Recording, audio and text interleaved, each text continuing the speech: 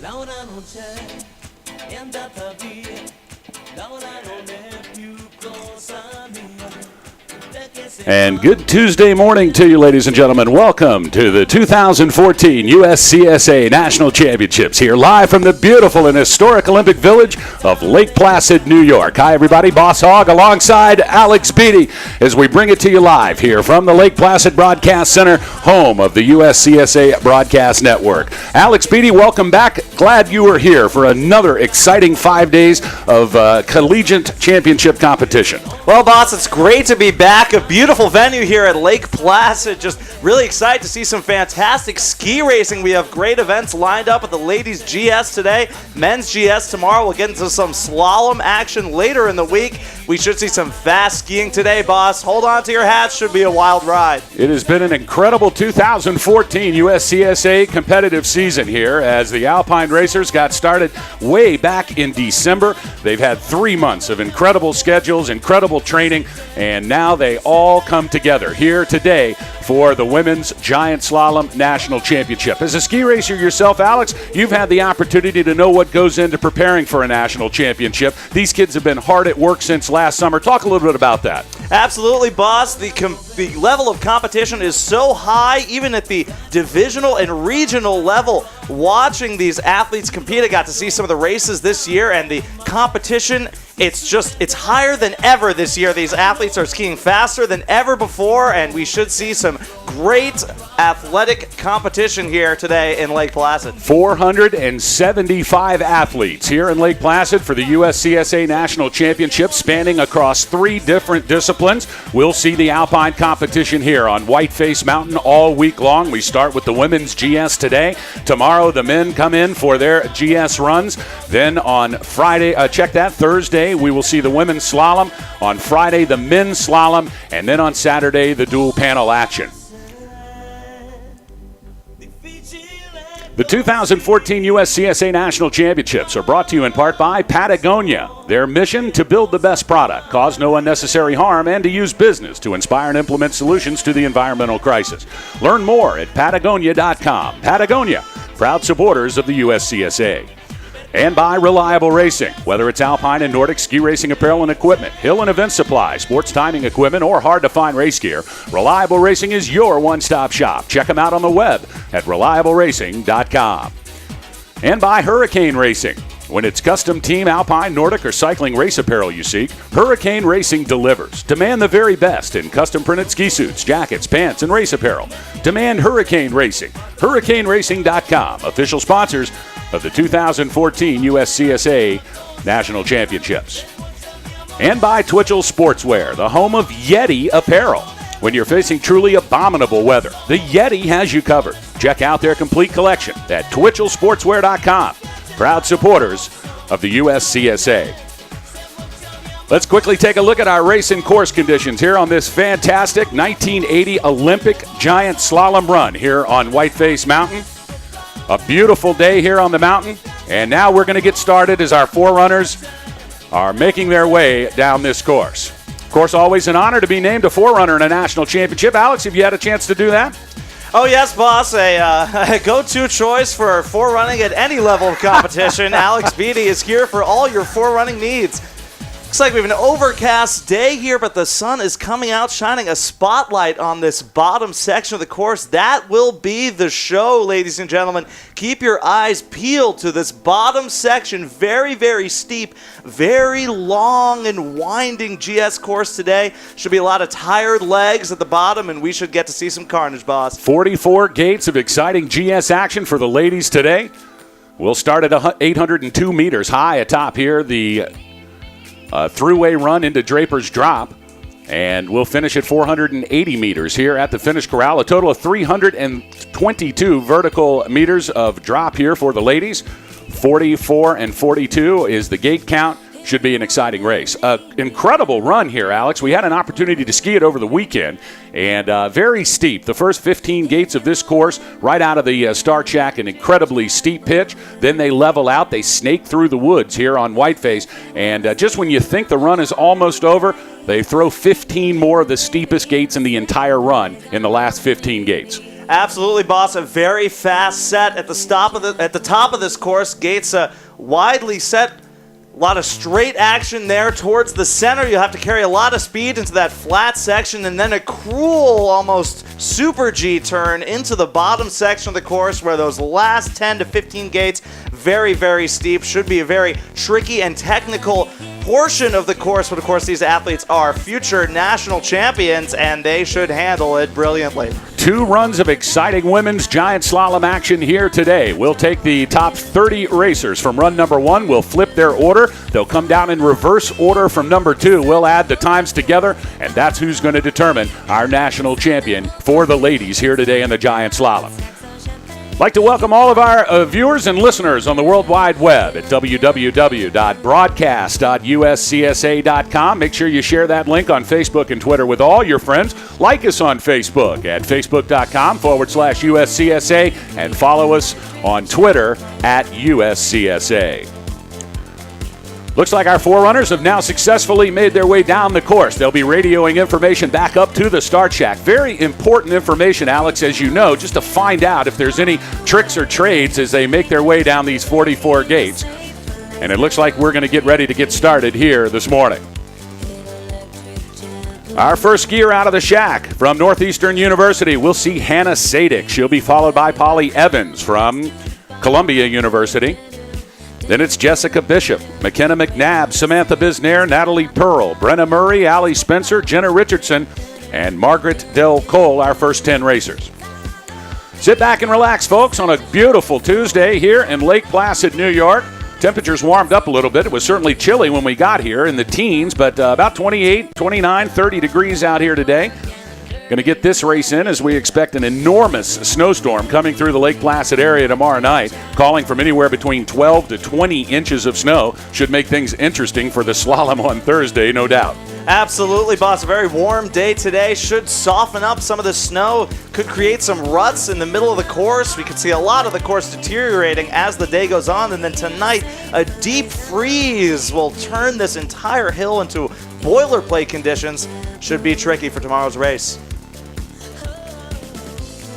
And it looks like we are underway here as Hannah Sadik now makes her way into the final 4 gates. Hannah Sadik from Northeastern University. Always a scary spot in the first position, but Sadik handles it well. She'll be around for run number 2. And a time for Hannah Sadik of 106.07. Great thing about being first out, Alex, you're on the top of the leaderboard. Absolutely, boss. That's no coincidence for Hannah Sadik of Northeastern, a dominant competitor this year in the Thompson division. Northeastern did some soul-searching last year, a year-long hiatus, but they're back in the USCSA, and they have taken the league by storm. Dominant performance by Northeastern. Hannah Sadik is leading the charge. Now Polly Evans. Polly Evans on course.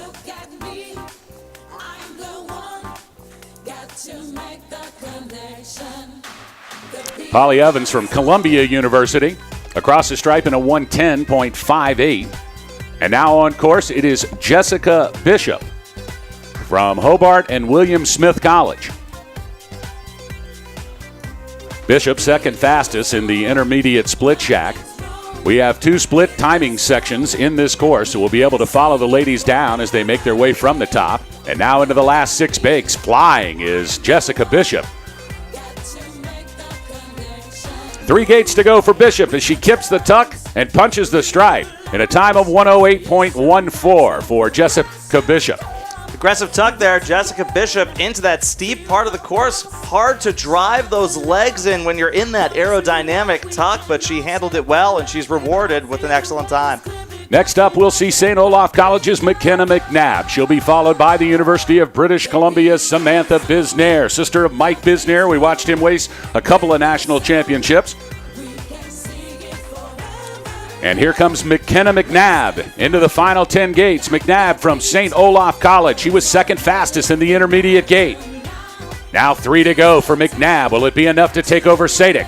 McNabb across the stripe in a 106.49. Good enough for second place. So it's Sadik, McNabb, and Bishop, your top 3. You know, boss, keep your eyes on the St. Olaf team. Strong competitors here in today's race. Last year placing 3rd in the GS. winning the Midwest Regional Championships this year, so they are definitely a team to watch. Now we'll see Samantha Bisnair as she makes her way out of the midsection into the final third. 8 gates to go for Bisnair from the University of British Columbia. Bisnair, real good angles as we see her come into the final 5 gates. Samantha Bisnair looking for some podium action here in the women's GS. She crosses the stripe in a 106.83, good enough for third place. So Sadik, McNabb, Bisnair, Bishop, and Evans, your top 5. Looks like we have Brown University's Natalie Pearl on course. Brown, always a strong contender from the Eastern region, and they look to be very competitive today. Natalie Pearl, a freshman from Brown. We haven't seen her race in the national championships. Looks like she's carrying a lot of speed first after the first and second intermediate timing shacks. She is down in the bottom of the course now and skiing very fast, boss. Yeah, Pearl looks good on run number 1 from Brown. Natalie Pearl now across the stripe. Will it be enough for the lead? Indeed it is. 104.21, a lightning fast run from Brown University's Natalie Pearl. She's atop your leaderboard. Now we see from the University of Wisconsin in Madison, it's Brenna Murray wearing bib number 7, second fastest in the split shack. She'll need to pour it on as she makes her way through the center section into the lower third. We'll see her come in here to view into the broadcast center. And here she is. It's Brenna McMurray from the University of Wisconsin-Madison.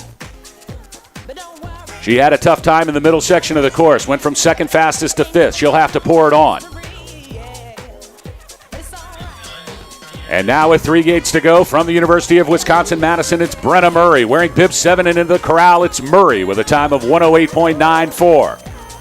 Looks like Brenna Murray lost a little bit of speed in that flat section, boss. She's going to have to get up there for that second run and really pour it on if she wants to finish with a podium. Now we see Allie Spencer from Castleton College. Spencer, 4th fastest in the split shack, 6th fastest in the second split shack. Losing a little bit of time in the middle section is Allie Spencer from Castleton College. Now she makes her way into view. 10 gates to go for Spencer. Natalie Pearl from Brown, still your leader, followed by Hannah Sadik and McKenna McNabb. But here comes Allie Spencer with 4 gates to go. Spencer into the tuck. And across the stripe comes Spencer in a time of 109.11. Good enough for 7th place. Margaret Del Cole wearing bib number 10 from Lafayette College, now on course. 7th fastest in the first split shack. And now dropping in from the top, we'll see Hillary Coates. But now it's Margaret Del Cole from Lafayette. Del Cole through the middle section now, making her way into the lower third. She'll have to pour it on here in the bottom. Here comes Margaret DeCole from Lafayette College, 12 gates to go. Alex Beatty, this final 12-gate pitch is a killer. Just as soon as they've come out of the steep sections in the top, they get into the flats, they weave their way through the snake of the course Skip Fox has set for us here this morning, and then back down to 12 gates of solid pitch. It is a barn burner up there on the legs. Absolutely, boss. A hard left-footed turn after a delay into the bottom few gates there. We can already see a problem area developing. A lot of snow being scraped off that steep part of the hill. Should be fun to watch, boss. Margaret Del Cole across the stripe wearing bib number 10 from Lafayette College in a time of 112.81. Now it's Hillary Coates in bib 11 from Syracuse University. 5th fastest after the first split, 7th fastest after the second split, and into the final 3 gates comes Hillary Coates from Syracuse. And Coates across the stripe in a time of 108.81, good enough for 6th place. So it's still Natalie Pearl, your leader, Hannah Sadik, McNabb, Bisnair, and Bishop, your top 5. Kinsey Dignes from Cornell University. Now on course, wearing bib number 12, into the center section comes Dignes from Brown. Check that from Cornell. And into the lower third comes Kinsey Dignes from Cornell University. And she has a little bit of trouble with 6 gates to go. Now recovers, uses core strength to bring it back in. Points the skis down, 3 gates to go for Dignes. And across the stripe it is Kinsey Dignes with a time of 106.53, good enough for 4th place. So she had a little bobble in the final pitch here, but was able to recover and post a good time in run number 1. Absolutely, boss. She really kept it together there after almost being thrown onto skiers right of the course. Looks like that hard left-footed turn there. A red gate, 2 gates from the top of what we can see here from the bottom. Really throwing these athletes, but she kept it together, threw it down, and she has finished with a great time. Penn State State's Heather Durr now on course wearing bib 13. Great to see Heather Durr after recovering from an injury last year. She was able to make national championships, and she's back again this year with 4 gates to go. Here comes the Nittany Lion, Penn State University's Heather Durr across the stripe in a time of 110.55. Good enough for 10th place. So your top 5, Pearl, Sadik, McNabb, Dignas, and Bisnair. Caroline Clayson now from Sierra Nevada College, the Eagle herself, wearing bib 14 on course. Second fastest at the first split shack. Second fastest at the second split shack. She makes her way out of the center section into the final third. Flying around into that hard left boot turn comes Caroline Clayson. Here comes SNC's Caroline Clayson with 5 to go. Clayson now skiing very well. Good angles into the tuck. 3 to go for Clayson. And across the stripe comes Caroline Clayson. And it's good enough for second place. 105.29 for bib 14 Caroline Clayson. So she replaces Sadik in the second spot. Pearl, Clayson, and Sadik, your leaders here in run number 1. Sierra Nevada team promises to throw the whole podium into disarray. A dominant team placing first last year in the GS Championships. Of course, Caroline Clayson, 5th overall individual last year. She is definitely a racer to watch. Clarkson College's Taylor Manderson wearing bib 15 now into the final third. 7 gates to go for Manderson. She'll be followed by Frida Svedberg.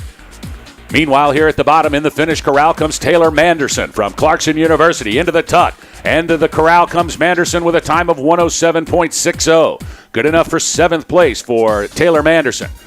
Now it's Rocky Mountain College's Frida Svedberg wearing bib 16. Svedberg now making her way through the center section. A good run for Svedberg, looking smooth. And now across the head wall into the final drop comes Svedberg.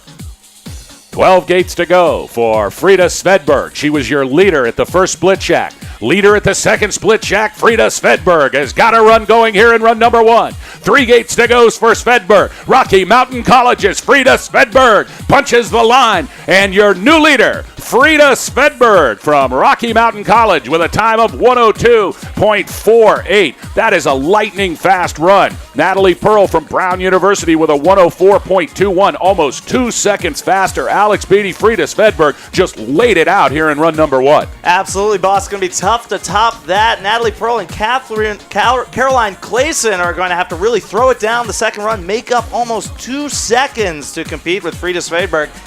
Wow, Frida Svedberg with a 102.48. That is certainly the time to be looking at to beat now here in run number 1. Back to live action from NMU. It is Mallory Slicker. Slicker, 3rd fastest at the first shack, 9th fastest at the second. Let's see if she'll be able to make up time as she rides into the finish corral with a time of 109.22. Good enough for 13th place for Mallory Slicker from NMU. So Northern Michigan's Mallory Slicker, a pottery major, leading the charge here for Northern Michigan. Sitting in 13th right now. She'll have to pick it up if she wants to lead Northern Michigan to another championship title. Now on course, it's the College of Idaho's Mayu Nakamura. Wearing bib number 18, the Yotes well represented, coached by Ron Bonneau here in Lake Placid. College of Idaho's Mayu Nakamura. And Nakamura now into the tuck and into the corral with a time of 109.66. Good enough for 14th place. The Yotes having a strong showing last year at the National Championships held in Sun Valley. Almost a home court advantage from the kids from Caldwell, Idaho. Absolutely, boss. Used to that soft snow, those conditions, not so present here today. Very grippy conditions on this course. Could turn a little bit icy later today and tomorrow. Welcome to the East. Lindsay Tadero now wearing bib 19 from the University of Massachusetts. 6 gates to go for Tadero. She'll be followed by Claire Menzel from Pennsylvania. And across the finish line comes Lindsay Tadero from UMass with a time of 109.10. Good enough for 12th place. So your top 10 look like this. In 10th, Hillary Coates, Jessica Bishop in 9th. Then it's Taylor Manderson in 8th. 7th belonging to Samantha Bisnair. Kinsey Dignas, 6th. McKenna McNabb in 5th. Hannah Sadik in 4th. Caroline Clayson still holding on to 3rd place on the podium. Natalie Pearl in 2nd, but your leader from Rocky Mountain College, it's Frida Svedberg with a lightning time of 102.48 in run number 1. Meanwhile, back to live action here, Claire Menzel from Pennsylvania. Into the lower third, and the final 6 gates comes Menzel.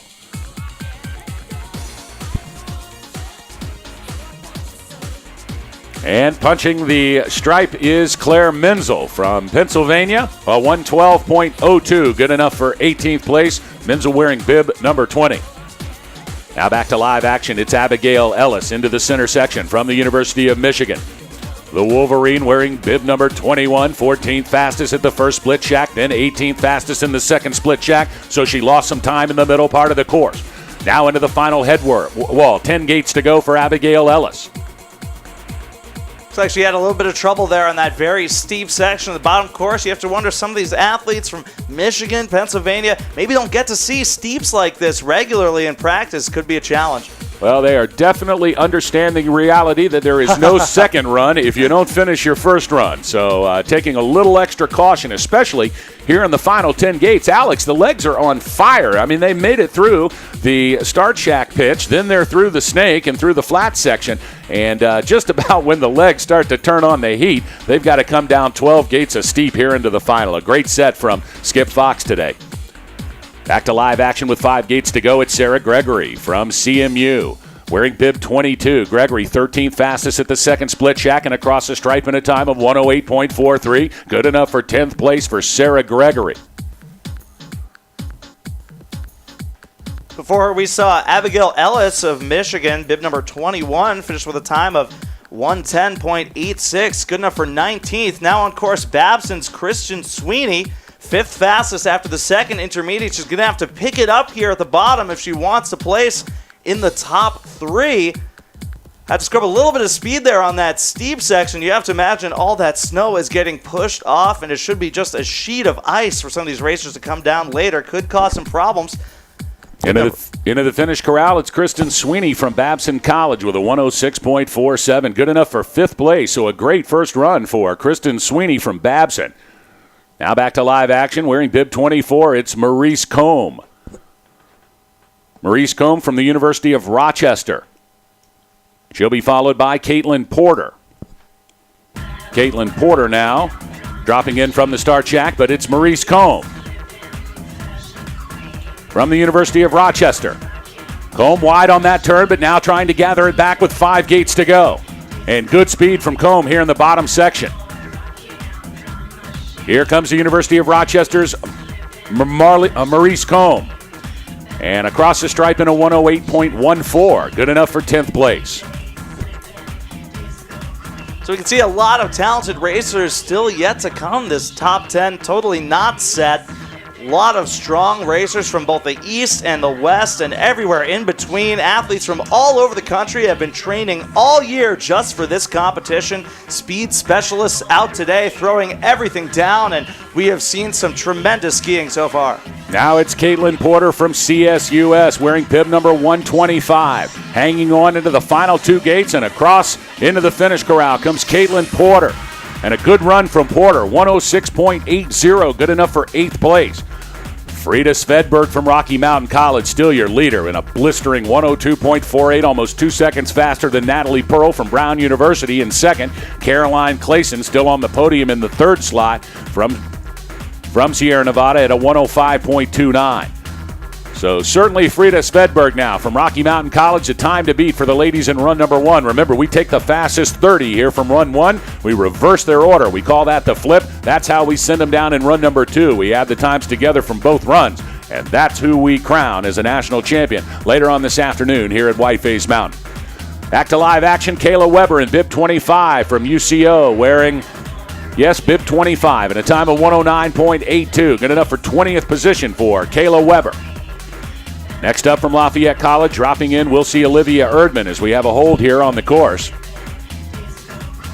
And what a beautiful venue it is, boss. Lake Placid, Whiteface Mountain. Just a tremendous place to ski, Whiteface Mountain in beautiful Wilmington, New York. Of course, a lot of Olympic history here, and this year we got to see history made with hometown hero Andrew Weibrecht placing 2nd in the men's giant slalom at Sochi. Congratulations to him, and you know that's got to mean a lot to all the people here. Of course, it takes a village to raise a ski racer, as you like to tell us, boss, and this particular village must be very proud to see one of their own competing at such a high level, boss. It happened in 1980, right here on the exact same trail that these ladies are coming down for this USCSA National Championship Giant Slalom.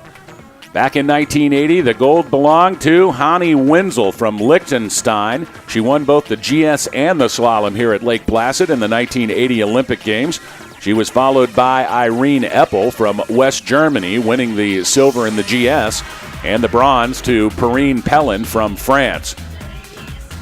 What a great time for these ladies to be able to come down such a historic run. Of course, all of the Alpine competition in 1980 held right here at Whiteface Mountain. The downhill, the Super G, and check that, just the downhill. We didn't have Super G yet. Downhill, giant slalom, and slalom. And we'll be competing on the exact same trails here as part of the 2014 USCSA Alpine Championships. Boss Hogg and Alex Beatty bringing it to you live from the Broadcast Center. Hope you're enjoying our coverage at uscsa.com. We'll be broadcasting all week long, back this afternoon right about 2 o'clock. Check that, about 1 o'clock Eastern Time for run number 2 of the women's GS. Then back with you again live tomorrow morning at 9:30 a.m. Eastern Time. We'll bring you live coverage of the men's giant slalom here on the same race course. Then on Thursday, we move to slalom competition. The ladies are back with us on Thursday. 2 runs of exciting slalom action. And on Friday, we'll move back to the men, and they'll come down for 2 runs of their slalom competition as well. Then on Saturday, a very special day here on the USCSA Broadcast Network, as we will bring you live coverage of the dual panel slalom. And what an incredible event. It was our inaugural year of the dual panel last year, Alex. And we are back for round number 2. And I think of all the things we saw last year in Sun Valley, that was the most exciting on Saturday. And the most prestigious, boss. Of course, all these athletes care most about their performance in the dual panel slalom. So we'll see them really throw it down on Saturday. Exciting racing. We get to see these athletes go head-to-head. A lot of rivalries there, inter-school rivalries, even intra-school rivalries, as these athletes' teammates throughout the year get to go head-to-head. They finally get to see who's the fastest. They don't have to look at a screen to get their time. They will know who crosses the finish line first, and it is fun to watch. Course maintenance, plenty of guys up there trying to keep this snow nice, smooth, and clean for these lady racers. As we're taking a few minutes here to scrape off some of the push snow. A little chunky up there, especially as it starts to get skied on. That'll flatten out as the day comes. The ruts will get developed. It'll get slick and icy inside these turns.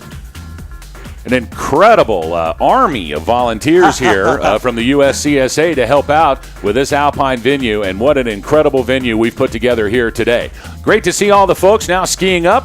Whiteface, of course, a wonderful ski mountain and always full of people. I believe it's Canadian Ski Week this week, so lots of folks down from Canada enjoying the beautiful conditions here at Lake Placid. We're glad they have decided to come and check out some exciting National Championship collegiate ski racing here this afternoon.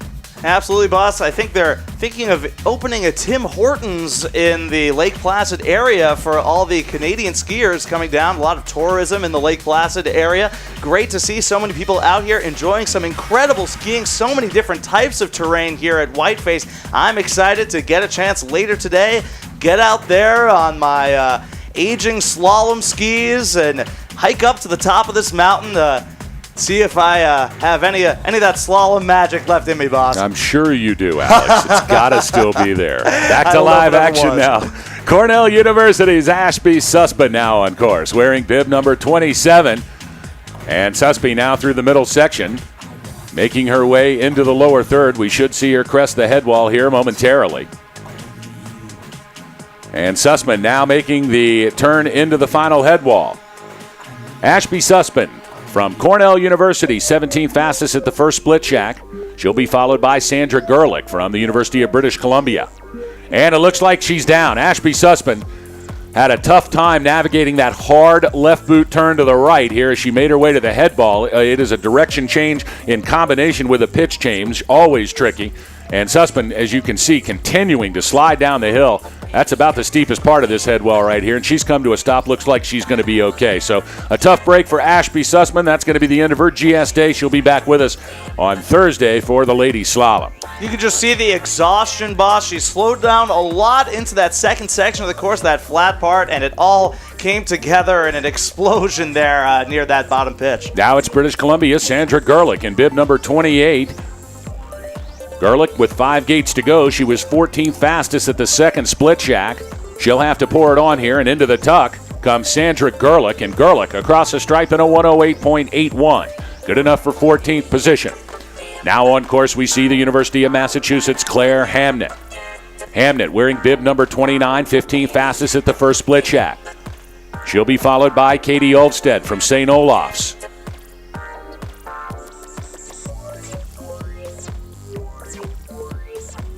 Nineteenth fastest for Claire Hamnett after the second split shack from the University of Massachusetts, and now into the final 12 gates comes Hamnett. Hamnett hanging on. The legs on fire, trying to keep them pointed downhill, trying to keep the body straight on the fall line. And into the tuck comes Claire Hamnett, and Hamnett across in 110.32. Good enough for 22nd place. Your top 10, Taylor Manderson from Clarkson in the 10th slot. Samantha Bisnair from the University of British Columbia in 9th. Then in 8th, it's Caitlin Porter from CSUS. In 7th, Kenzie Dignas from Cornell. In 6th, McKenna McNabb from St. Olaf. Your top 5, Kristen Sweeney from Babson in 5th. Hannah Sadik from Northeastern in 4th. Caroline Clayson from Sierra Nevada in 3rd. Then it's Natalie Pearl from Brown in 2nd. And your leader with a fast time of 102.48 in run number 1 from Rocky Mountain College, it's Frida Svedberg. So Rocky Mountain, Brown, and Sierra Nevada right now occupying the 1, 2, and 3 spots. It's going to take a lot of depth from these teams to stand up and come away with the team podium. Of course, a lot of talented racers from each school yet to come.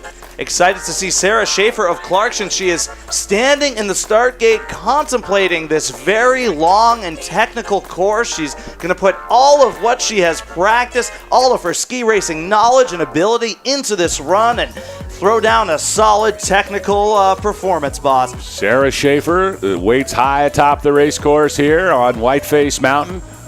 We're using the thruway trail, and it drops into Draper's Drop, the exact same configuration for the 1980 Ladies Giant Slalom. That's right, boss. Looks like Sarah Schaefer now on course. She is probably approaching that lower flat section of the course now. Has to carry a lot of speed into that section. A very, very technical part of the course will require the skis to be totally on their edge there. That is where we will separate first from second, from third. That's where we will crown our champions. That middle section of the course, that is where you need to conserve your speed and throw down a very technical run. Sarah Schaefer, 21st after the first intermediate. Looks like she's having some trouble. She'll really have to dial it in, put everything on the hill. She doesn't want to leave anything behind. Wants to place well to have solid seating for that second run and hopefully improve on her performance. Here comes Sarah Schaefer into the second intermediate split shack. We'll take a look at that. 21st fastest. And now into view comes Sarah Schaefer from Clarkson University wearing bib number 32. 8 gates to go for Schaefer. She'll be followed by Eloise Julian from Rocky Mountain College, now on course. Meanwhile, back to live action here at the bottom. Into the final gate and across the stripe comes Sarah Schaefer from Clarkson with a time of 111.37, good enough for 26th place.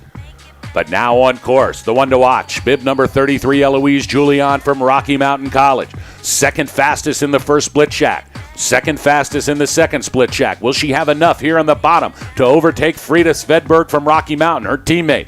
Rocky Mountain ladies team, look at her fly with 6 gates to go. Here comes Eloise Julian from Rocky Mountain College. 4 gates to go for Julian. Bib 33, punching the stripe. Will it be enough for the lead? No, but second place for Eloise Julian from Rocky Mountain with a time of 104.07. So kicking Natalie Pearl down a slot onto the podium, it is Svedberg from Rocky Mountain in the lead. Her teammate Julianne in second, and Natalie Pearl from Brown University in third place. Rocky Mountain fielding some incredibly fast performances here this morning, Alex. Absolutely, Boston. It's just what we expected from Eloise Julian, finishing third last year in the GS at Sun Valley, Idaho. Strong performance. If she can throw down another solid run, boss, she could be looking at a gold. Back to live action. Castleton College's Simona Kricola on course. Wearing bib 34 into the final head wall comes Kricola. She'll be followed by Colorado's Lauren Pierce. And now into the finish corral comes Simona Kricola with a time of 112.46. Lauren Pierce wearing bib 35 now on course.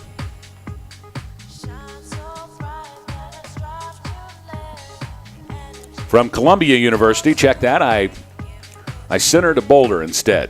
She's not in Boulder. Lauren Pierce from Columbia College, bib number 35. Now across into the final third comes Pierce. 8 gates to go for Lauren Pierce. She was 27th fastest at the second split shack. Emma LeBlanc now from Brown University on course, but it looks like LeBlanc may have had some trouble. She has, and LeBlanc is out. A tough break for LeBlanc. Meanwhile, Lauren Pierce from Columbia across the stripe in 111.27. Bib 35 is Lauren Pierce.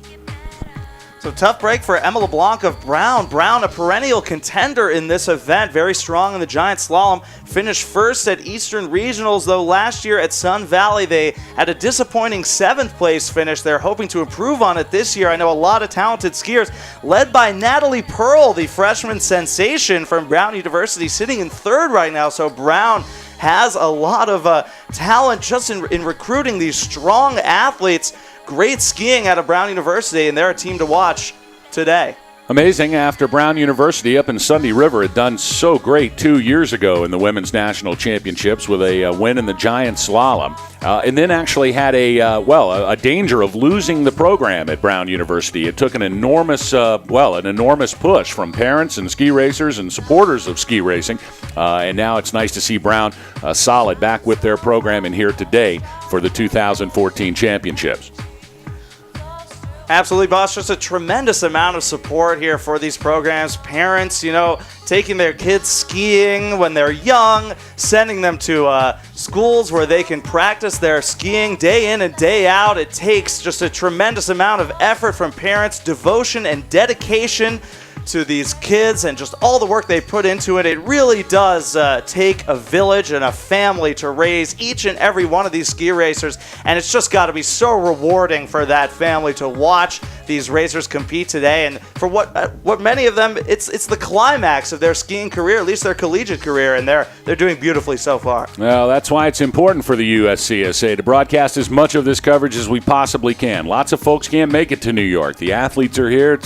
It is a high-ticket item to get a ski racer to a national championship, so many times mom and dad stay home, but that's why we're here at www.broadcast.uscsa.com. They have the opportunity to almost feel like they're here. A couple of high-def cameras up on the hill, and our production director here in the booth with us, Alan Price, and we hope you're enjoying our coverage. We'll be here with you all week long, so stay tuned to broadcast.uscsa.com. Now back to live action. Rebecca Wong from Penn State University, the Nittany Lion on course. Now into the lower third, wearing bib 37, 25th fastest at the first split shack. Here comes Rebecca Wong from Penn State. She'll be followed by Emily Visnick from Northeast University. And into the finish corral comes Rebecca Wong from Penn State. The Nittany Lion in a 1:14.79, good enough for 32nd spot. Emily Visnick from Northeastern University now on course, wearing bib number 38. Visnick skiing well into the center section now, making her way into the lower third. She'll be followed by Annalisa Honkanen from NMU. Now into the final 12 gates comes Visnick. Visnick sliding out in that hard left boot turn, trying to gather herself, and she does. Back on course now, pointing downhill comes Emily Visnick. 3 gates to go for Northeastern's Emily Visnick, wearing bib 38 and across in a time of 1:12.78. Good enough for 31st spot from Visnick, so right on the bubble here for the flip. Annalisa Honkanen from Northern Michigan University is wearing bib number 39. She's on course now. 18th fastest in the first split shack, 23rd fastest in the second split shack. She'll be followed by Kelsey Dignas from Syracuse. And now 10 gates to go for Honkanen from NMU. She handles that very difficult turn well, boss. That cruel left-booted turn there. Very steep section of the course, but she drove those edges into the snow, and it carried her across the hill. And across the stripe comes Annalisa Honkanen from Northern Michigan University with a time of 1:10.23. Kelsey Dignas now from Syracuse, bib number 40.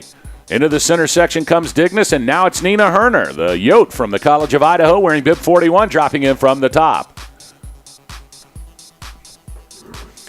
Managing her way through the center section, now into the lower third comes Kelsey Dignas from Syracuse. 10 gates to go for Dignas. Kelsey Dignas, the sophomore out of Syracuse, majoring in paper mache and art design. She is making her way towards the finish line now. A strong run here, solid performance from Kelsey Dignas, bib number 40. She finished with a time of 1:12.17. Nina Herner, bib 41, the Yote from the College of Idaho in Caldwell. Now on course, 18th fastest in the first split shack. She'll need to pour it on. She'll be followed by Christine Louise Addy from Sierra Nevada College. Now into the lower third comes Dignas, Kelsey Dignas from Syracuse University. 5 gates to go for Dignas. And into the tuck, and across the stripe it is Kelsey, check that, that is Nina Herner. Nina Herner across the stripe in a time of 1:10.26. So for our scorekeeper here, Kelsey Dignas, bib number 32, with a time of check that, we're going to check that in just a second. And bib number 41, Nina Herner with a 1:10.26. Kelsey Dignas with a 1:12.17. Now on course, back to live action, Sierra Nevada College's Christine Louise Addy. The Eagles well represented every year here at the National Championships. Always a contender for National Championship awards. Absolutely, Boston. Christine Louise Addy, a newcomer to the Sierra Nevada team. Coach Branko Zagar knows how to recruit a team. He's got very strong athletes always, and exciting to see Christine Louise Addy, a new skier on this team. She's very fast, 6th fastest after the first intermediate, 5th after the second, so she's picking up speed in that very important flat section. She's going to have to harness all that speed and really drive down the second. Here she goes into the steeps, and look at that technical. You see those skis chattering. She's really driving, boss. Should be a very fast time. Here comes across the stripe. It's Christine Louise Addy from Sierra Nevada College. And now into the corral comes Addy with a time of 1:06.03. A great run, first run for Christine Louise Addy. That's good enough for 5th position. So Addy moves into the top 5 from Sierra Nevada. Her teammate Caroline Clayson earlier this morning in 4th. Then it's Natalie Pearl from Brown in the 3rd slot. And the Rocky Mountain College women showing their stuff today here in run number 1. In 2nd, it's Eloise Julianne and her teammate, the leader, Frida Svedberg, with a 1:02.48. Alex, that's going to be a tough time to beat here today. Absolutely, boss. Strong performance from Rocky Mountain College. Looking at first right now, they are staring gold in the face. They want that gold medal. They were robbed last year. Sierra Nevada took it home, and you know they want revenge. And across the stripe comes Christine Maloney from Hobart Williams Smith. And Maloney across in a 109.85. It looks like the Hobart Williams Smith College is well represented here today with the Jean-Claude Quillet Bolle sunglasses as provided by one of the parents. We'll talk more about that later in the broadcast. Meanwhile, back to live action. Rebecca Friends from the University of Wisconsin-Madison on course. And into the final 12 comes Rebecca Friends. She'll be followed by Frederica Helm from Rocky Mountain. Rebecca Friends from the University of Wisconsin-Madison now into the final 3 gates.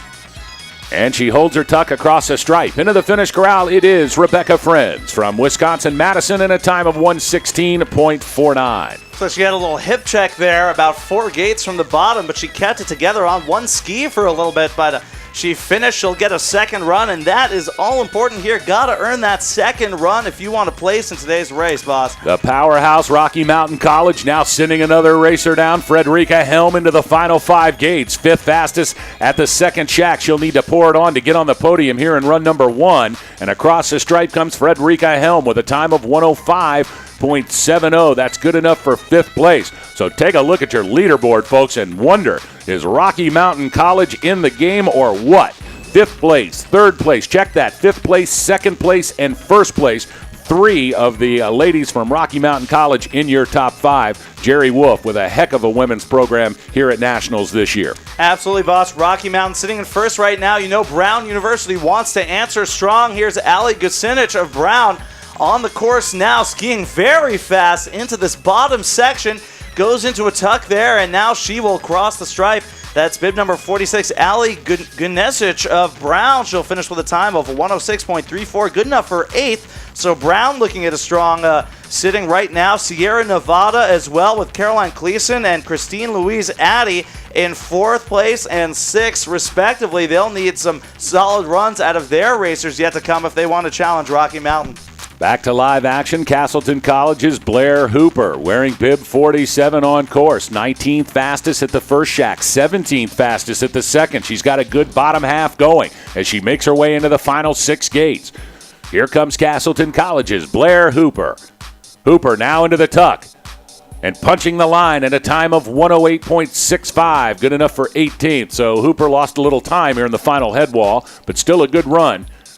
Smack dab in the middle of the flip so far is Blair Hooper from Castleton College. Absolutely, boss. The Castleton State College Spartans, a very dominant team in the East. Of course, each of the Spartans has been preparing for this week's events by sleeping on a flat wooden board and eating a diet of bread and water for the last week. It's really showing potential today. A lot of teams going to adopt that preparation style. Castleton skiing very well. Great to see them here at Nationals this year. Now back to live action from Columbia University. It's Zeynep Elder wearing bib number 49. And across the stripe comes Elder with a time of 116.49. She's wearing bib 49. Allison Kowalski from Penn State University now on course. She'll be followed by Sierra Nevada College's Emily Lamoureux. Now into the center section, and the final third comes Allison Kowalski from Penn State. The Nittany Lions having an incredible ski season this year. It's great to see them bring such a huge team here to Nationals, qualifying in, all of the disciplines. And now 3 gates to go for Allison Kowalski. The Nittany Lion, Kowalski across the stripe with a time of 113.73, good enough for 41st place. Emily Lamoureux now from Sierra Nevada College, one to watch, wearing bib 51. She's 5th fastest after the first shack, 4th fastest now after the second split shack. She is pouring it on as she makes her way into the final third. Here comes Emily Lamoureux, 9 gates to go for Lamoureux. She needs to have a good run here as Rocky Mountain College still sitting in slots 1 and 2. She's going to join teammate Caroline Clayson, and here comes across the stripe Emily Lamoureux with a time of 105.38. Good enough for 5th place for Emily Lamoureux from Sierra Nevada College. So the Eagles fighting it out with Rocky Mountain College here in run number 1 of the Ladies GS. Absolutely, Boston. That is nothing new. This is a rivalry as old as time itself. Sierra Nevada and Rocky Mountain battling it out year after year. Sierra Nevada finished first last year in the giant slalom at Sun Valley. Rocky Mountain sitting in second. They took home the silver, so you have to know, boss, Rocky Mountain really wants to win this one. And it's a wild ride for Casey Abraham from Clarkson University. Got late here at the top of the head wall, now brought it back in. Here comes across the stripe Casey Abraham from Clarkson with a time of 110.09. Absolutely, boss. She got in the back seat there after that hard left-footed turn, and it cost her a little bit on speed. She had to scrub a little bit, but she kept it together and finished strong. Looking at a second run is Casey Abraham. Now on course, Madison McLaughlin of St. Olaf. St. Olaf, a strong competitor always in these events. They have a lot of speed, and Madison McLaughlin is no exception. And 6 gates to go for McLaughlin from St. Olaf. She's letting it all hang out here with the final 3. She wants a good first run. And across the stripe comes McLaughlin in a time of 108.09, good enough for 16th position. University of British Columbia's Christina Donnelly wearing bib number 54 now on course. She's 17th fastest through the first split shack. She'll be followed by University of Massachusetts' Casey Ryder. Meanwhile, Christina Donnelly from the University of British Columbia making her way out of the center section into the lower third. Here comes 10 gates to go for Christina Donnelly from British Columbia. Everybody trying to stay close to the gates, but it looks like the line may be changing as the sun now pops out here on the Whiteface Mountain in beautiful Lake Placid, New York, as Christina Donnelly from the University of British Columbia crossing in 108.74. Good enough for 21st position for Donnelly. That's a couple solid runs now out of this UBC squad led by Samantha Bisnair. British Columbia finished 4th last year at Sun Valley. You have to imagine they would love to be on that podium this year in the GS. And they will definitely be throwing down in the second run, putting everything on the hill, throwing caution to the wind, and hopefully having some fast runs. University of Massachusetts, Casey Ryder now into the finish corral. Ryder with a time of 108.85. Good enough for 24th place for Casey Ryder. The Zoo always well represented here at National Championships. No different this year here in 2014. Nice to see the kids from Western Massachusetts up here at Lake Placid. Back to live action. Cornell University's Abigail Brown wearing bib 56, now on course. She'll be followed by Kirsten Weiss from Syracuse University, now at the top and dropping in. Meanwhile, live action with 10 gates to go. Abigail Brown from Cornell University. She was 35th fastest at the second split jack. Trying to make the flip here. She'll have to pour it on. And here comes Abigail Brown. And Brown across the stripe into the corral with a time of 110.98. Good enough for 39th place. You can see Abigail Brown's exhaustion as she nearly collapses in the finish corral. A long and technical GS run has been set today for these athletes, and they're holding up very well.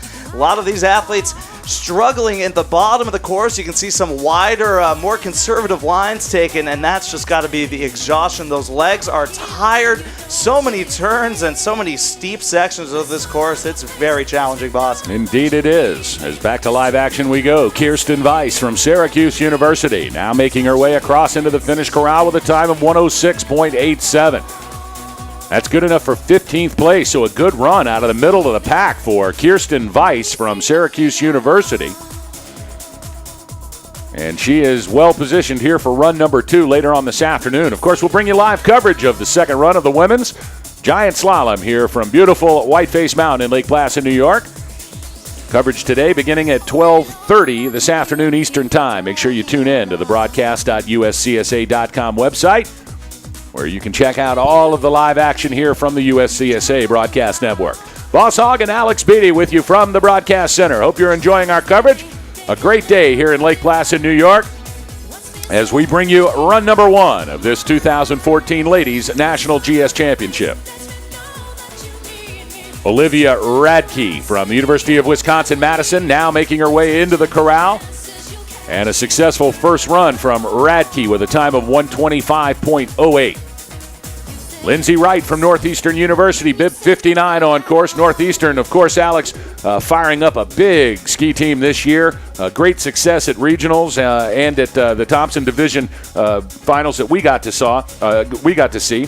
But Northeastern, always great to see them here in competition at nationals. Absolutely, boss. They're glad to be back. Of course, represented 2 years ago by skiing legend Rob Visconti, a dominant skier out of Northeastern, and they put together an incredibly strong women's team now 2 years later. They're skiing very fast, the terror of the Thompson Division. They could not be caught all season, and now they're hoping to turn some heads here at the National Championships in beautiful Lake Placid. Lindsay Wright, Northeastern University, wearing bib 59, 48th fastest after the second split jack. And she'll be making her way into the final 5 gates, followed by Caitlin Bonnet from Northern Michigan University. And into the tuck and across the stripe comes Lindsay Wright from Northeastern with a time of 115.68. You know, boss, you can see the light dancing in between the trees, casting shadows onto the course. Should make for some tricky lighting. A lot of flat light up there at the top. Some cloudy conditions at the top of this mountain. Very overcast skies. The top of Whiteface obscured by just a foreboding cloud there, perhaps an ominous omen of what is to come 2 days later. Looks like an ominous omen indeed for Caitlin Bonnet of Northern Michigan. Had some trouble there on the delay into that bottom section of that course. That very, very sharp left-footed turn. Now she is off the course. That'll be the end of her day. She will not receive a second run. That's bib number 60, Caitlin Bonnet. So Northern Michigan struggling here in this section of the race. They cannot be happy with that run, and neither is Caitlin Bonnet, boss. Well, it's a tough break for Bonnet. She actually looked and stared at the gate. She hooked the gate with one ski, so she had to hike back up and make the gate. And she looked at it and thought about it. The problem is, Alex, as you can see, these last 10 gates here, it is such a steep pitch that hiking is almost out of the question. Absolutely, boss. And the ice there that is developed on that turn, that turn after the undergate, after that delay, is just a sheet of ice, almost impossible to climb back up once you have skidded out there, and that is the end of Caitlin Bonnet's day. Meanwhile, back to live action is Rebecca Scharf from Lafayette College, now across the stripe in a time of 129.51. More importantly, though, Scharf will have a second chance later on this afternoon. Now on course wearing bib 63, Eleanor Tansley from the College of Idaho. She'll be followed by Clarkson University's Ashley Yovienne. Eleanor Tansley making the trip from Idaho to today's event. You have to imagine she is contemplating the change in conditions here. Just a different snow on this mountain than what you see in Idaho. A very fluffy, powdery mix out there in the west, and very icy conditions, perfect for ski racing. Very grippy today on this course, and Eleanor Tansley handling it well. 31st after the second intermediate. She is looking strong there on those icy turns near the bottom, really setting those edges. The gates dart out of her way as she makes her way towards the finish. That's Eleanor Tansley, bib number 63 from College of Idaho. Tansley across the stripe in a 109.27, right on the bubble. 30th fastest here in run number 1 from the Yote, Eleanor Tansley. She's going to keep her fingers crossed and hope she can hold on to that slot, but still half the field to come. Ashley Yovienne from Clarkson now in your picture. Making her way out of the center section into the lower thirds, and the final head wall comes Ashley Yovienne.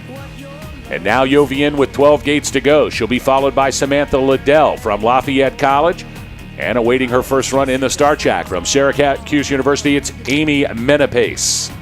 Clarkson looking solid today, boss, after a disappointing 10th place finish in last year's GS National Championships.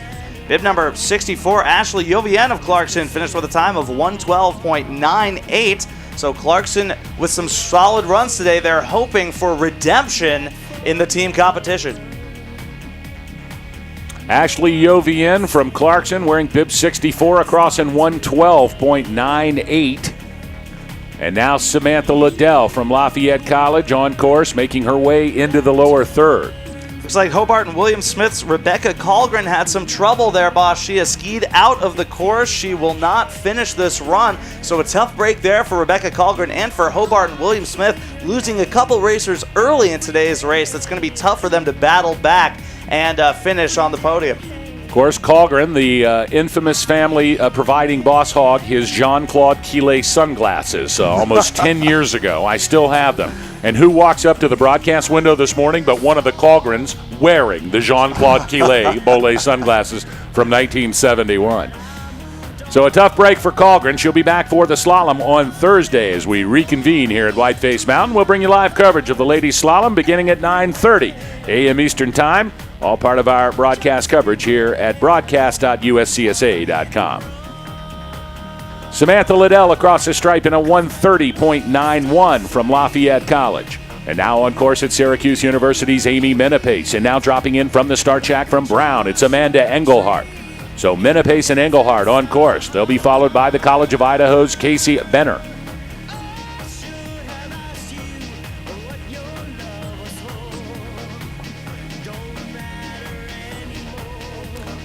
And now making her way into the final 10 gates comes Amy Menapace from Syracuse. She's wearing bib number 66. Amanda Engelhardt wearing bib 67 right behind her.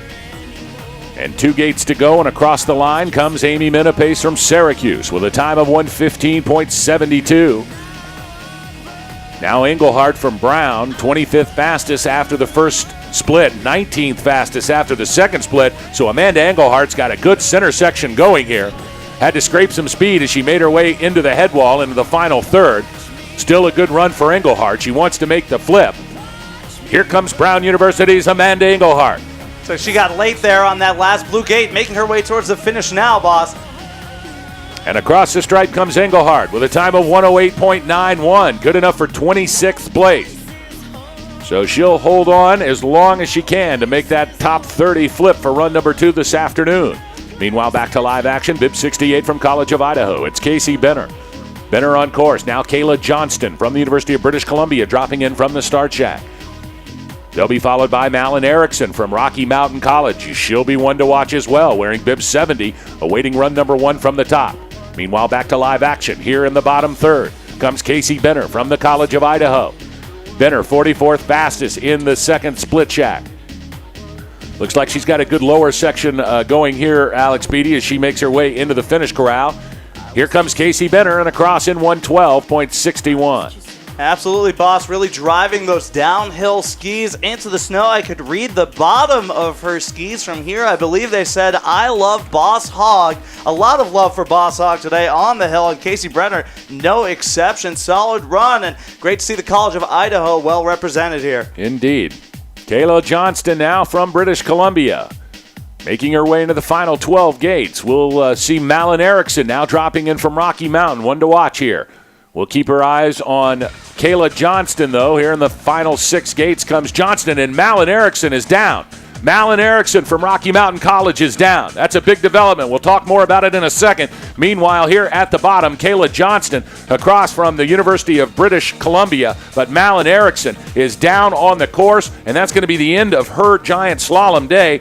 And that's a big development for Rocky Mountain as they fight it out with Sierra Nevada College here. Absolutely, boss. Malin Erickson, the veteran out of Rocky Mountain College, had a disappointing finish last year in the giant slalom as well. She couldn't finish in the top 15, and looks like this year she will be disappointed again. She is off the course. She is done for the day. Rocky Mountain will need their remaining racers to finish strong if they want to battle the Sierra Nevada Goliath, which took home the gold last year in this event. Now back to live action as Hobart William Smith College's Maddie Kapp wearing bib 71. She's on course. She'll be followed by Cornell University's Jessie Evans. 102 ladies racing here in run number 1. It's been a pretty successful run, Alex Beatty, as last year at national championships in Sun Valley, I think we probably lost 25% of the field after run number 1. Just a wicked course that was set for them on the Warm Springs run. But now today, it looks like everyone, well, and I think another thing too, everybody understands there is no second run without a successful first run. And the girls taking, and a tough break here, sliding out, but still making the gate. Look at that. It looks like she made the gate. Yes, indeed, she did. An incredible recovery from Maddie Kapp from Hobart William Smith College. Here comes Maddie Kapp. Let's give her a big round of applause, ladies and gentlemen. Maddie Kapp with a wild ride and recovered using Bodie Miller core strength with 6 gates to go. I don't know how she got it back together, but she did.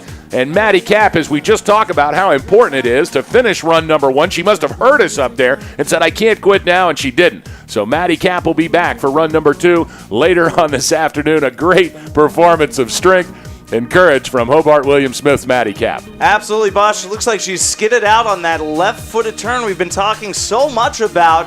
Had some trouble making that blue gate and then almost missed the red gate below it, about 4 gates from the bottom. She kept it together, threw her arms up in jubilation, and made it across the finish. Just a tremendous display of athleticism, and that has been the story today from these athletes, really keeping it together in this challenging course. And Jessie Evans of Cornell is no exception. You can see her with a great line there on that gate, about 4 red gates from the bottom. And she has crossed the finish now. And it's Jessie Evans with a time of 111.41 from Cornell University wearing bib 72. Now it's Wisconsin-Madison's Katie Rayer wearing bib 73 on course through the center section. Now making her way to the lower thirds comes Rayer. And now Rayer making the turn into the head wall. 12 gates to go for Rayer. Like she had a little bit of trouble in that flat section, boss. Every turn is critical there. You have to be early on every single maneuver. Want to make sure you harness all of the energy of those skis. A mistake can be very costly. It is hard to generate speed for this bottom section. Katie Rayer from the University of Wisconsin-Madison. 2 gates to go into the tuck, and across the line comes Rayer in a time of 119.61. Now Penn State University's Tommy Chipman on course wearing bib 74. She'll be followed by Sierra Nevada College's Marie Noichi.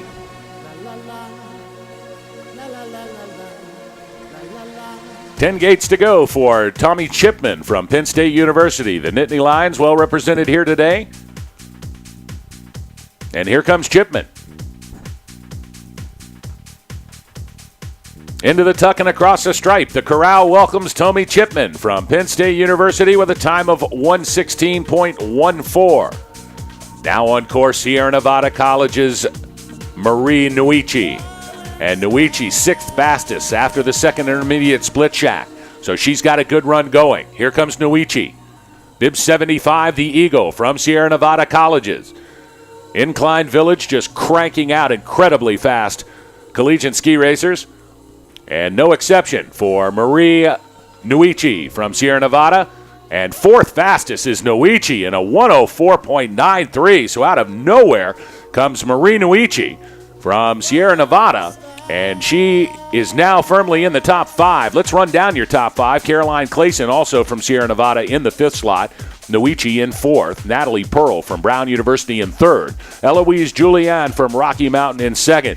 But your leader with a blistering time, 102.48, almost a second and a half faster than her teammate Julian.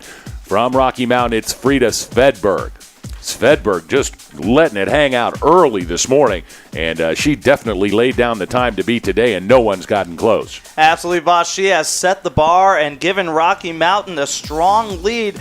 Almost a 2 to 3 second edge over Sierra Nevada. The Sierra Nevada girls will have to throw down some solid, very fast runs later this afternoon if they want to compete with this bar set by Rocky Mountain. Should be an exciting rivalry to watch in the afternoon. Anything can happen in run number 2. That's why we run the races, folks. You'll want to stay tuned. We'll bring it to you live here starting 12:30 Eastern Time on the USCSA Broadcast Network. Back to live action. 5 gates to go for Lisa Davis from Castleton College. She was 38th fastest at the second split. And now into the final gate and across the stripe comes Davis. And Davis with a time of 109.91. Good enough for 36th position for Castleton College's Lisa Davis. Now back to live action. Bib 78 from Columbia University. It's Kara Krakauer. Krakauer, 58th fastest at the first shack. She makes her way into the center section now. She'll be followed by Northeastern University's Allison Anastas. Krakauer having some difficulty in the middle section, though, but back on course. Had to scrape some speed now as she makes her way into the final 12 gates and down the head wall. A great run here, the Olympic run used in 1980 by the women's and the men's giant slalom race.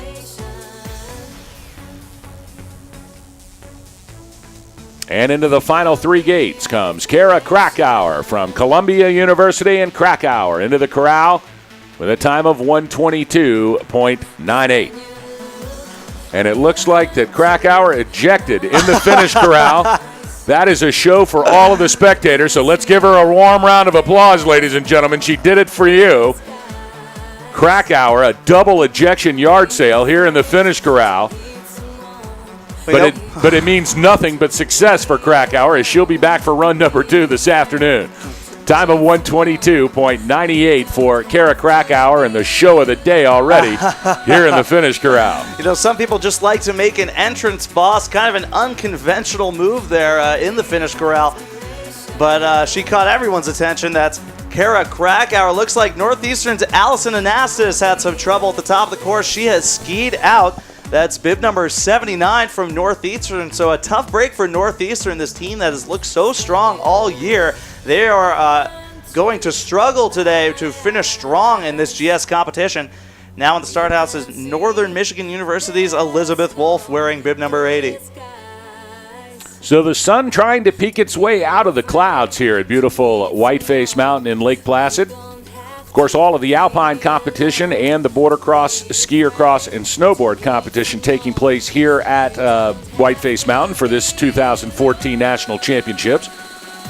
The Nordic events all taking place over at the Olympic Center in the Nordic part of town. Venues separated a little bit here in Lake Placid. Absolutely, Boston. Just a great venue. Of course, 2 Olympics held in Lake Placid. The 3rd Winter Olympic Games, first ever in the United States, held in 1932. many years ago, so long ago, in fact, that alpine skiing was not an Olympic event. A little known fact about that Olympic Games, and of course they brought it on in the next Olympics, so the last Olympic Games not to have alpine skiing, and that is why they don't mention the trails where they had the 1932 alpine skiing events. They just didn't happen, boss.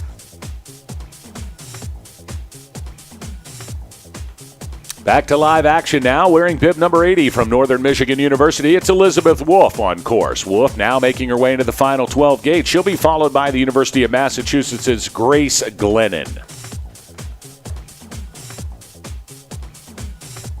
Meanwhile, back to live action here in the bottom third. Here comes Elizabeth Wolf from Northern Michigan University. 3 gates to go for Wolf.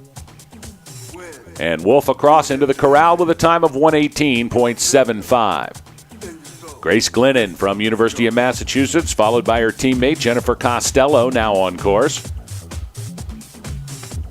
And here comes Glennon with 6 gates to go. It's like Grace Glennon almost slid out there after that undergate. She is really driving those legs in with every ounce of her remaining strength. You can see the exhaustion on these athletes. Bib number 82.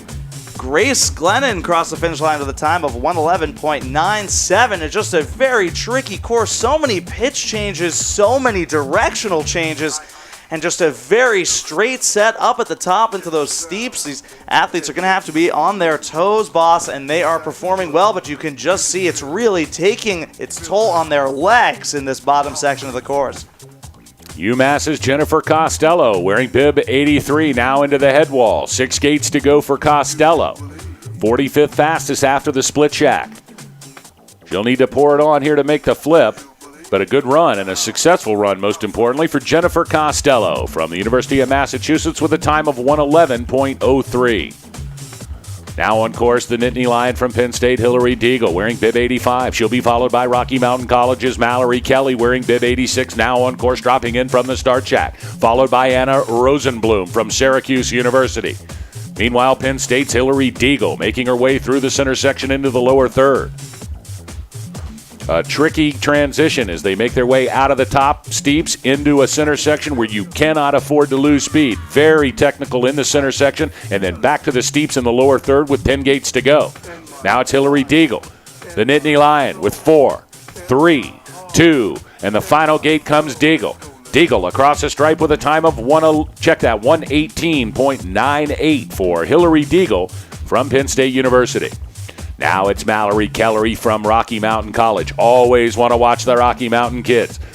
And no exception for Kelly. Bib 86 is Rocky Mountain's Mallory Kelly. Kelly now making her way into the center section. And through the center section, check that, flying now down into the lower third comes Mallory Kelly. And Kelly into the tuck and across the stripe, and a wild ride for Mallory Kelly from Rocky Mountain College. 107.45. That's good enough for 17th place for Mallory Kelly. Like she caught about a foot of air there, about 5 gates from the bottom. Carried a little bit too much speed maybe on that left-footed turn. 3 red gates from the bottom. All 3 of those red gates, the 3rd, 4th, and 5th from the bottom, they are very tricky, very steep turns, and it's sending some of these athletes flying, but Mallory Kelly kept it together on one ski, and she finished strong. Anna Rosenblum from Syracuse University now on course, wearing bib 87. She'll be followed by Gabrielle von Bradsky from Hobart William Smith College. 3 gates to go for Rosenblum. Now Rosenblum across the stripe in a time of 118.63. Hobart William Smith is Gabrielle von Bradsky now on course. And she'll be followed by Henrietta Hogg from Sierra Nevada College. No relation to Boss Hogg. Although I will cheer for her because her last name is Hogg, so it's very, very easy for me to do that. Bib 89, Henrietta Hogg on course, but now it's Gabrielle von Bradsky from Hobart William Smith. Bradsky now making her way into the final third. 10 gates to go for von Bradsky. Like she's carrying some trepidation into the steeps, boss.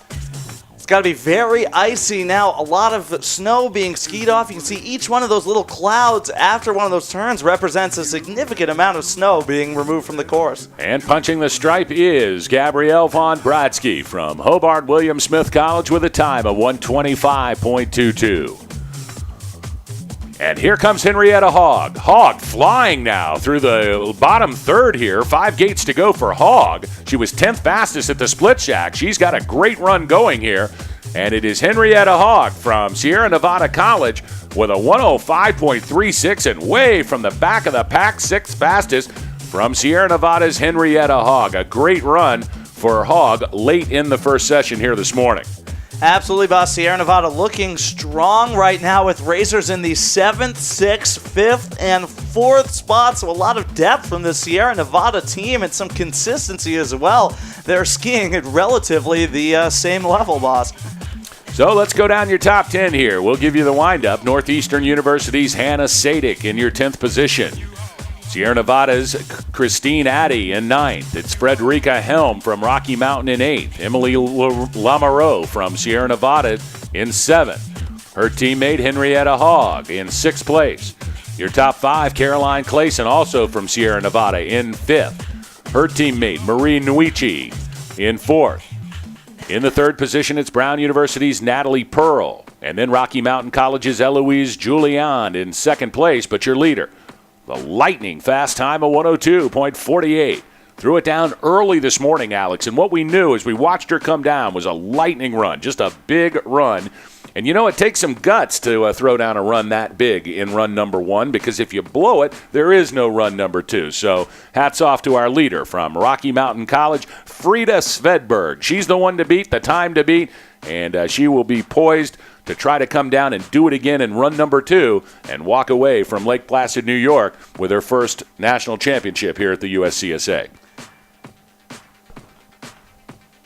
Now back to live action. St. Olaf College's Megan Danielski, bib number 91, in the start shack now on course. She'll be followed by the University of Wisconsin-Madison's Isabel Cooperstein. Disappointing start to the day for this St. Olaf team. They placed first at the Midwest Regionals, occupying the 1st, 2nd, and 3rd spots in the GS. They'll need a strong run from Megan Danielski. She will have to be very fast here if she wants to compete with these racers from Sierra Nevada and Rocky Mountain, which are solidly occupying the 1st and 2nd team positions. St. Olaf took home the bronze last year at Sun Valley in this event, and they are hoping to improve on that performance today. Megan Danielski, 39th fastest after the 2nd intermediate split. She is now making her way into the bottom section. Had to scrub a little bit of speed there on that very difficult turn. About 4 red gates from the bottom, and she is skiing well. Letting it all hang out is Megan Danielski from St. Olaf College. And into the corral comes Danielski with a time of 110.43. That's good enough for 43rd position. Now bib 93, University of Wisconsin-Madison's Isabel Cooperstein on course. She'll be followed by Megan Joyce from Cornell University, and awaiting high atop the run from Brown University for run number 1, it's Eugenia Cronenberg. Cooperstein now through the center section, making her way into the final head wall in the final third of this incredibly difficult run here, especially at the bottom for the ladies in run number 1. Skip Fox setting the course today. And now into our view comes Isabel Cooperstein from the University of Wisconsin-Madison. Looks like Megan Joyce had some difficulty high above the hill. We'll talk about that in a second. Meanwhile, back to the final 3 gates comes Isabel Cooperstein. And across the stripe, it's Cooperstein with a time of 120.84. And Megan Joyce from Cornell University skied out, had a tough time coming out of the top section into the middle. So a tough break for Megan Joyce from Cornell, but she'll be back on Thursday for the slalom competition. Absolutely, boss. That's going to hurt the Cornell team, the New York regional champions. This Cornell team very strong in the GS, and they are struggling today with Megan Joyce going down early in the first run. Now, Eugenia Cronenberg of Brown University, the veteran skier, on course for this Brown team that really wants to finish strong after losing some racers. She is looking at a fast run now. She will soon be appearing in view, making her way into this bottom steep section of the course. She is past the 2nd intermediate start house now. done with this flat section is bib number 95, Eugenia Cronenberg. Oh, looks like she had some trouble there on that turn. Had to scrub a little speed, those legs chattering, but she is back on course and carving well into the bottom few turns. The final two gates for Cronenberg. From Brown University and across the stripe, it's Eugenia Cronenberg with a time of 1:10.17. Now on course from the College of Idaho, it's Hillary Sapp wearing bib number 96. She'll be followed by Bo Campot from Columbia University. Still 5 racers to come here in run number 1. A very successful run number 1 for the ladies. We've only lost a few racers. They'll all be back for run number 2. Hillary Sapp from the College of Idaho now making her way into the final third. 10 gates to go for Sapp. And Bo Campot from Columbia is down on the course. That's going to be the end of her run. We'll talk more about that in a second. Meanwhile, 5 gates to go for Sapp. College of Idaho's Hillary Sapp, bib 96 into the final gate, and across the stripe comes Sapp with a time of 1:18.16 for Hillary Sapp. Northern Michigan University's Ivy Lapp on deck, awaiting her first run. She'll be followed by Victoria Hone, Erin Luce, Kelly Rowland, Maggie Corrigan, Pauline Carabellis, Mina Kayami, Azizi, and Lindsey Wilson. Looks like we lost Bo Campot of Columbia on the course. A tough break there for Columbia. Lost her in that center flat section there. Of course, a lot of berms developing, snow being pushed to the side of the course. If you get a little bit late on one of those turns, it could send you flying. And we got a little bit of course hold right now. It looks like we're back underway with Ivy Lapp of Northern Michigan. She is on course. She'll be followed by Northeastern University's Victoria Hone. Frida Svedberg, the one to beat here in run number 1 from Rocky Mountain College, laying down all she had earlier this morning with a 1:02.48, almost a second and a half faster than her teammate, Eloise Julian. If Svedberg literally makes it off the lift and do the starting shack and can ski a clean run, she is going to be tough to beat this afternoon, Alex Beatty. Absolutely, boss. A 1.5 second cushion. Dominant performance in the first run. That is a lot of insurance there. A small mistake it may not cost her the gold today. She could be taking home the championship in GS, and it'll be exciting to watch her second run. Meanwhile, back to live action from Northern Michigan University's Ivy Lapp wearing bib 98. Now making her way into the final 8 gates comes Lapp. She'll be followed by Northeastern's Victoria Hone. Then Erin Luce from Castleton College awaiting number 1 in the start shack. 3 gates to go for Ivy Lapp. And here is Northern Michigan University's Ivy Lapp across the stripe into the corral with a time of 1:17.85. And Lapp will be back for run number 2 later on this afternoon. Victoria Hone from Northeastern University wearing bib 99. Now making her way through the center section of the course. Erin Luce from Castleton now dropping in from the top. She'll be followed by Clarkson's Kelly Rowland, awaiting run number 1 from the start shack. Into view with 12 gates to go comes Victoria Hone from Northeastern University. Hone letting it all fly here with 6 gates to go. And here comes Victoria Hone from Northeastern University into the tuck. 3 gates to go for Hone. Now Hone across the stripe with a time of 1:17.64. Erin Luce from Castleton College wearing bib 100 now on course. She'll be followed by Kelly Rowland from Clarkson. Now Rowland on course out of the start shack. WPI's Maggie Corrigan awaits run number 1 from the top. Into the center section comes Erin Luce from Castleton College. It's like she had some trouble there, boss, on that turn. Had to hit one of the gates with her poles and send her flying, spinning out of control, but she's back on course now. Bib number 100, Erin Luce. And Luce across the stripe in 1:11.63, good enough for 53rd place. So you can't imagine she might have made the flip had it not been for that, but a great recovery for Erin Luce. She'll be back for run number 2 later on today. Kelly Rowland now wearing bib 101 from Clarkson University on course. And she'll be followed by Maggie Corrigan, who is now on course.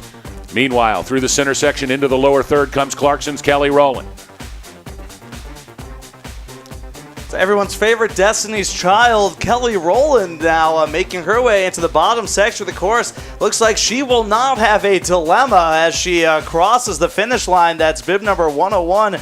Kelly Rowland of Clarkson University finished with a time of 108.78. Now WPI's Maggie Corrigan on course. Great to see her here at the Nationals this year. A great season for her.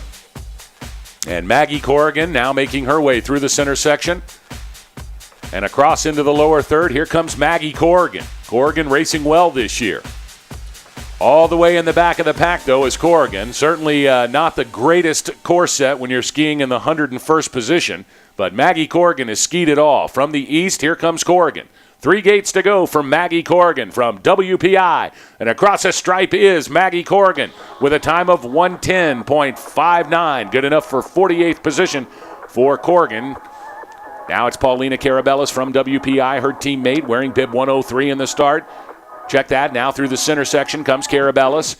Mina Kayami from WPI now dropping in from the start shack as we see Carabellas making her way into the lower third. 14 gates to go for Carabellas.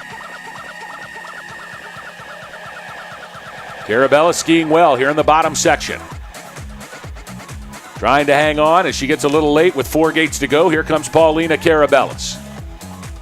And across the line from WPI, it's Paulina Carabellas with a time of 112.39.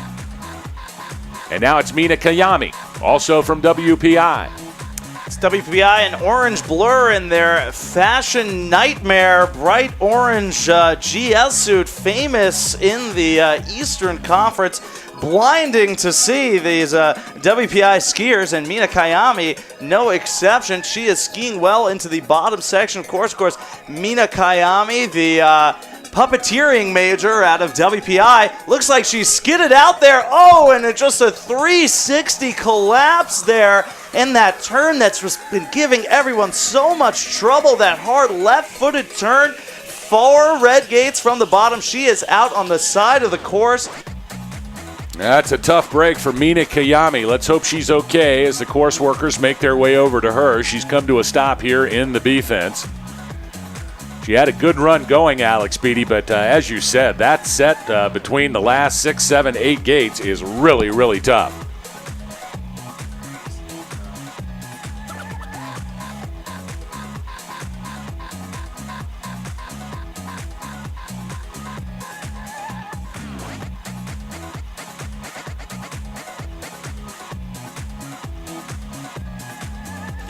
Back to live action now. Azizi across the stripe from WPI in a time of 117.82. Azizi with a great year from WPI, certainly her personal best year. It's great to see her at this national championships. Absolutely, boss. Azizi Azar Medoct, 4-time winner of the most difficult name to announce from the WPI team. She has a very strong year going for WPI. They've been looking good all year. It's great to see this resurgent WPI program that has just been dominating in recent events. So it looks like Azizi might be our final racer. We're checking that right now. Do we have one more? We have 2 more racers coming down. We'll get you some information on that in just a second. Let's go over your leaderboard, though. In 10th place, it is Hannah Sadik. Check that. We're going to skip the leaderboard for just a second.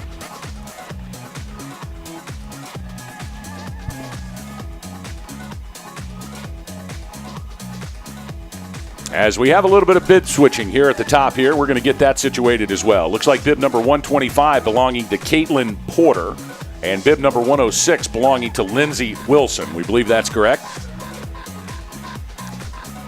We've got our crackpot team from Ernst & Ernst here in the broadcast center with us, bringing us the official information as it is known to them. Thank you, John. Caitlin Porter, bib number 125, awaiting her first run at the top. She'll be followed by Lindsey Wilson, wearing bib number 106. 2 girls to go here to complete run number 1 here of the 2014 USCSA Women's Giant Slalom National Championship. Boss Hogg alongside Alex Beatty, bringing it to you from the broadcast center. Hope you're enjoying our coverage at broadcast.uscsa.com. Back to live action now. Here is Olivia Erdman.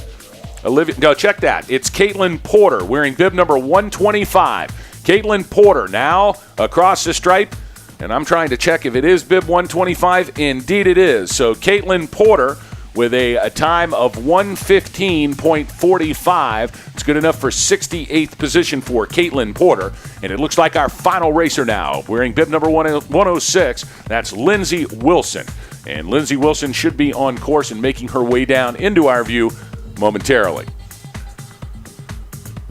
And what an exciting morning it's been, boss. We've seen some tremendous ski racing from these athletes. Looks like Sierra Nevada and Rocky Mountain dueling it out here for this top position. Rocky Mountain occupying the first and second spots. So strong performance then from them if they can hold on and throw down some solid runs in this afternoon's competition. They could be taking home the gold. Of course, Sierra Nevada really doesn't want that, boss. They want to repeat with the gold medal here in ladies GS, and they are hoping to really throw down in this afternoon. And I can see these Sierra Nevada athletes, they know this is the highest level of competition they expect from themselves, and they should be a team to watch in the race today. Of course, many teams vying for a spot at the podium. Some strong competitors out of Brown, Babson, Northeastern, St. Olaf. So many teams vying for a medal in today's event, and just a lot of tremendous athletes competing today.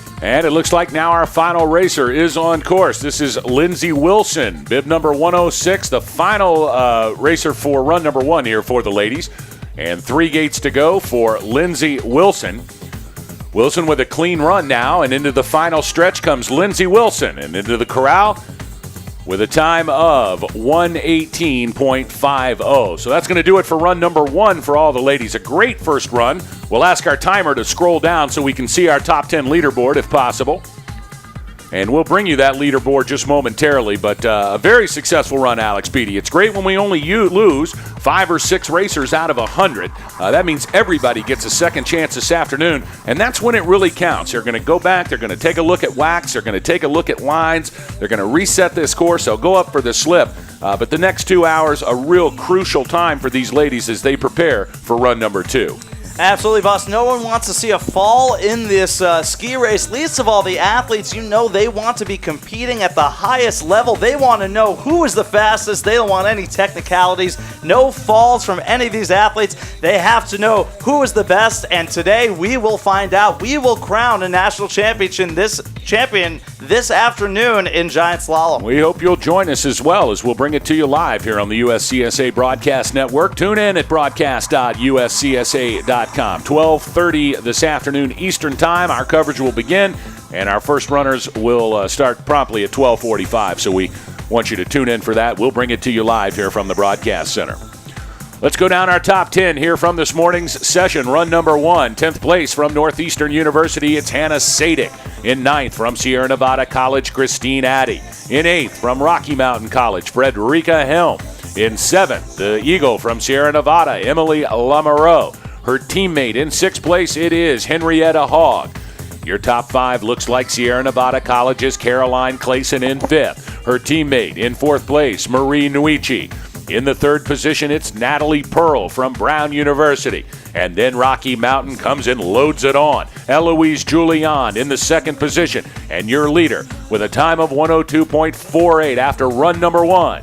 It is from Rocky Mountain College, Frida Svedberg. She will certainly be the one to watch this afternoon, Alex. Absolutely, boss. Frida Svedberg and this whole Rocky Mountain team's got to be feeling pretty confident. A dominant performance this morning. They're hoping to carry it into the afternoon and come away with a boatload of gold medals in the team competition. So make sure you tune back in here to the USCSA Broadcast Network here at 12:30 Eastern Time this afternoon as Alex Beatty and myself will bring you the coverage. We will crown a national champion in the women's GS today, and we hope you'll enjoy it with us as we broadcast to you live from beautiful Lake Placid, New York, the home of the 1932 and 1980 Olympic Games, down the very same run that the Olympic athletes in 1980 ran in the Giant Slalom. Back for run number 2 later on this afternoon. The 2014 USCSA National Championships are brought to you in part by Patagonia. Their mission, to build the best product, cause no unnecessary harm, and to use business to inspire and implement solutions to the environmental crisis.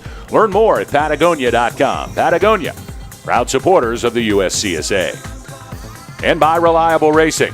Whether it's Alpine and Nordic ski racing apparel and equipment, hill and event supplies, sports timing equipment, or hard-to-find race gear, Reliable Racing is your one-stop shop. Check them out on the web at ReliableRacing.com. And by Hurricane Racing. When it's custom Team Alpine, Nordic, or cycling race apparel you seek, Hurricane Racing delivers. Demand the very best in custom printed ski shoots, jackets, pants, and race apparel. Demand Hurricane Racing. HurricaneRacing.com, official sponsors of the 2014 USCSA National Championships. And by Twitchell Sportswear, the home of Yeti apparel. When you're facing truly abominable weather, the Yeti has you covered. Check out the complete collection at TwitchellSportswear.com, proud supporters of the USCSA. Run number 2 coverage live here on the USCSA Broadcast Network at 12:30 Eastern Time this afternoon.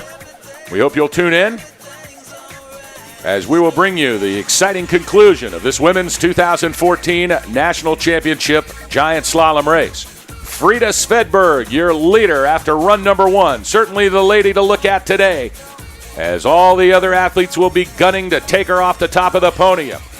Will she win a national championship later this afternoon? Tune in and find out. We can't wait, and we hope you'll be with us.